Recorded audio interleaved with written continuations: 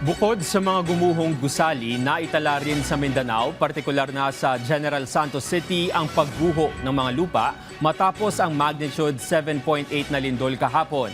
Ayon sa DPWH, may ilan pang kalsada ang hindi madaanan hanggang sa ngayon. Si Regine Lanuza sa sentro ng Balita Live. Regine?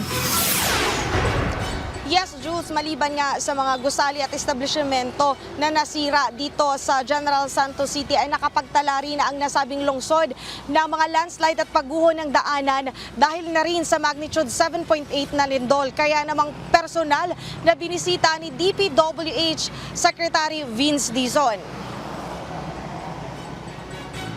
Pasado alas 10 ngayong umaga nang dumating si Secretary Dizon sa gumuhong bahagi ng San Jose Tiboli Road sa South Cotabato. Ang nasabing daanan ay gumuho matapos ang magnitude 7.8 na lindol. Wala nang sasakyang makakadaan sa nasabing bahagi dahil tuluyan ang nahulog ang sementadong kalsada matapos gumuho ang lupang kinatatayuin nito. Mahalaga ang nasabing daanan dahil ito ang nagdudugtong sa mga residente ng Tiboli, South Cotabato at General Santos City. Kaya isa ito sa mga prioridad ng pamahalaan. Dahil personal na nasaksihan ni Secretary Dizon ang sitwasyon, ipinag-utos nito ang pagbili ng lupang katabi ng kalsada dahil imposible na umanong maibalik sa dati ang nasirang bahagi. Siniguro rin ng kalihim na magiging prioridad ang pagsasaayos ng nasabing daanan at hindi magiging problema ang pondo para sa rehabilitasyon nito. Hindi pa natin masasabing buo, no? Pero malaki ang damage, no? Up to 1.2, 1.3 billion na today.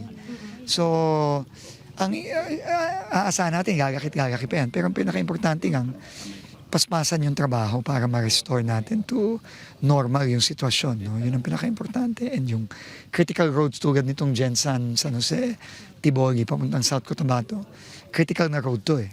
Hindi lang for yung mga kababayan natin, pero pati yung mga goods na dumadaan dito, pagkain, fuel, lahat, no, dumadaan dito. So, kailangan maayos tayo ng bibigas. Pero hindi biro itong damage na to. No? So, kailangan nga ma-design ng tama and then gawin na. So, magsa-start na tayo ngayon.